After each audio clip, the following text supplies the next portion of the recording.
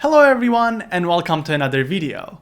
I recently switched from an iPhone to the Galaxy Z Fold 7 and I made a foldable phone comparison video. Switching to Android meant that I had to at least partially leave the Apple ecosystem, and that includes the Apple Watch. I've been daily driving my Apple Watch Ultra for the last 2 years, so when I made the switch, I needed a smartwatch that was similar in size and features. I ended up getting 3 watches: the Galaxy Watch 8 Classic, the Galaxy Watch Ultra, and the OnePlus Watch 3. I'll be making a separate video about the OnePlus Watch 3, but for now, let's compare the Watch Ultra and the Galaxy Watch 8 Classic. Let's start off with the prices. I first looked at the Samsung website and I saw that the Ultra sells for 879 Canadian dollars, whereas the 8 Classic sells for $599.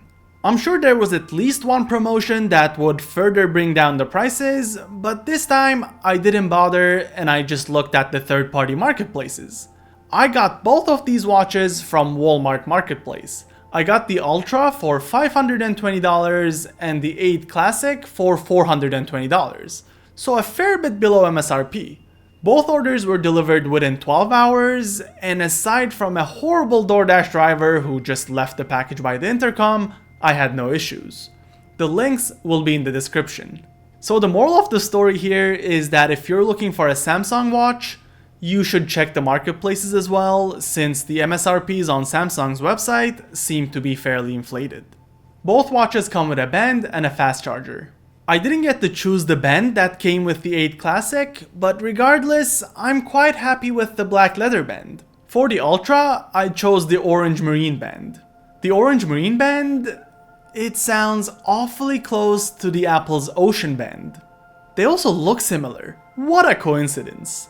It's not the most comfortable band in the world, but I like the way it looks. In terms of the specs, well, both watches have the same processor. It's called the Exynos W1000 and it has 5 cores. That's all I can say about it. They also both have 64 gigs of storage and 2 gigabytes of RAM. Otherwise, both watches have Wi-Fi, Bluetooth, and GPS. The Ultra comes with LTE as well by default, whereas it's an option on the 8 Classic. Both watches have NFC too, so you can use your watch for tap to pay. Both watches offer the same health features. We have ECG, blood oxygen monitoring, blood pressure monitoring, and as you would expect, heart rate monitoring. So it seems like there are a lot of similarities between the 8 Classic and the Ultra. But what exactly is different? First and foremost, the 8 Classic is slightly smaller. It has a 1.34-inch screen, whereas the Ultra has a 1.5-inch screen. The pixel densities are the same though. Secondly, the Ultra has better water resistance, but neither watch can be used for diving. Also, the Ultra is made of titanium, whereas the 8 Classic is stainless steel. This means that the Ultra is lighter, and hopefully it's gonna be more scratch resistant. The scratch resistance was one of the main reasons why I went for the Apple Watch Ultra as opposed to a regular Apple Watch, so I'm really hoping it's the same with the Galaxy watches. With that, let's move on to the looks. Both watches look similar at first glance since they both have this square circle design. I didn't like the shape at first, but over time I got used to it and now I honestly quite like it. I was used to the way the Apple Watch Ultra looks, but now that I look at that, it looks a bit weird because it has this rectangular screen and it's vertical, so now that looks odd. All that being said, the OnePlus Watch 3 has a proper round design, so in my opinion, it looks better than the Galaxy watches and the Apple Watch. On the back, we have the sensor suite as well as the quick release buttons for the bands. Samsung used to have a different mechanism for their bands, but I'm glad they made the switch.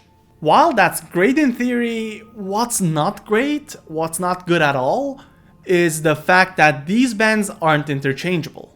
The quick release buttons are the same, the bands look the same, but nope, they don't work with one another. Apple Watches have been using the same band design since Series 0, which came out a decade ago, yet Samsung can't figure this out. There are at least 3 different band designs for their watches out there. This causes confusion when you're shopping for aftermarket bands, and more importantly, it results in more waste. Anyways, both watches have 3 buttons on the right side and no buttons on the left side. The orange button is the action button and the rest are navigation buttons. The 8 Classic has a physically rotating bezel, whereas the Ultra doesn't. With that, let's start talking about daily use and the interface. Both watches run One UI 8.0, which is based on Google Wear OS 6.0, which in turn is based on Android 16. I know, confusing. The way it works is interesting. In the middle, we have the actual watch face, on the left side we have the notifications on different cards, and on the right side we have even more cards for stuff like weather, heart rate, and all that stuff. You can navigate through the interface by swiping left and right, but you'll quickly realize that it's not the way the interface is meant to be used. When I first got this watch, I instinctively started rotating the only round button on the side of the watch, but that didn't do the trick. On the 8 Classic, you can use the rotating bezel, which makes your life easier. And on the Ultra, we have a digital bezel. So if you swipe your finger along the edges of the screen, it acts as if you're rotating a physical bezel. When I was on the market for a Galaxy watch, I wasn't really happy about the fact that the Ultra didn't have a rotating bezel. But now that I have the Ultra and the 8 Classic, it's clear to me that Samsung just gave up on the physically rotating bezel. First and foremost, the scroll speed doesn't increase as you rotate the bezel faster. At some point, it just stops accelerating and you have to wait to reach the end of the list, for example. Secondly, if you rotate it too fast, it just doesn't work. The digital bezel, on the other hand, it works surprisingly well. Honestly, at first I thought this was going to be a gimmick and it was going to be buggy, but no, it works really well. The only downside is that you're going to have more fingerprints on the screen. I'm glad it works well because you need some sort of a rotating bezel when you're using this watch. There's a rotating side button on pretty much every smartwatch out there, and there's a reason why they're so popular. It seems like Samsung just doesn't care about the buttons though. Looking at the right side of the watch, we see 3 buttons. Naturally, one would think that the main button would be the one in the middle, since not only is it in the middle, it's also the largest button. But nope, this is the action button. So what exactly does it do? Not much, unfortunately. You can make it open the activities page, or you can map it to the smartwatch, but you can't assign a third-party app to it. You can't make it a home button either. I'm not against having an activity button, but if you place it at such an obvious location, it needs to do more than this. Either put it on the left side like Apple does, or give me the option to customize it. The navigation buttons work fine.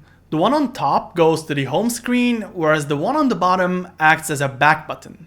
The buttons are somewhat customizable, but you can't change what it does when you long press the button. By default, it opens the Samsung wallet, even though I have all my cards on Google Pay. That is annoying. Anyways, in daily use, these watches feel really similar. Since they have the same hardware, both watches run just fine, they're snappy, and in daily use, they won't disappoint you. The difference in screen size is somewhat noticeable, but I feel like that's mainly because the screen on the 8 Classic is placed further below the frame compared to the Ultra. The form factor doesn't help with this either. The OnePlus Watch 3 also has a 1.5-inch screen, but the screen on that looks noticeably larger than the screens on the Ultra and the 8 Classic. With that, let's move on to the battery life.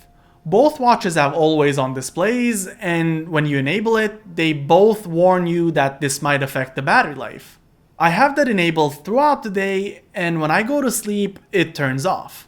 I also sleep with the watch on. Under those circumstances, the Ultra lasted 33 hours before it hit 10%, at which point I plugged it back in. The battery life on the Ultra is interesting, and I don't think it's linear. One night I slept with the watch at 57%, and when I woke up 7 hours later, it was dead. I don't know why this happened, it hasn't happened ever since, but now I just charge the watch before I go to bed. One thing that really drains the battery is if you enable the automatic detection. On the other hand, the 8 Classic lasts 50 hours with the same settings. I'm really confused about why the 8 Classic lasts longer than the Ultra, but here we are. Maybe it has something to do with the brightness or the watch face that I have, I can't really tell. Both watches come with 10-watt charging cords and they both charge wirelessly. While that sounds great in theory, in practice, the charging speeds won't even come close to 10 watts. On average, these watches charge at around 3 watts. This means that the Ultra charges in around an hour and a half, whereas the 8 Classic charges in an hour and 15 minutes. Overall, which watch is better? I know looks are subjective, so I'm not going to talk about that, but in terms of the specs, since we have the same hardware, there's no difference in performance. The Ultra has a larger screen, and the 8 Classic has a much better battery life. Personally, I'll keep the Ultra even though I really like the 8 Classic. I personally just prefer the way it looks, and the fact that it's gonna be more scratch resistant is important to me. I don't care for LTE connection, but regardless, that's also a nice to have. I had LTE connection on my Apple Watch Ultra, and although I used it only once in the last 2 years, it might be useful at times. On the other hand, the 8 Classic has a different design, a better battery life, and a rotating bezel, so I wouldn't blame anyone for going for the 8 Classic. Neither watch is perfect though. The controls are interesting to say the least, and the form factor might not be for everyone. The charging situation is not great either. The OnePlus has its pros and cons as well, we'll talk about those in a later video, and overall, I think Apple Watches just offer a better experience, but they are unfortunately not compatible with Androids. Thank you so much for watching. Please consider liking this video, checking out my other videos, and subscribing to my channel. Take care.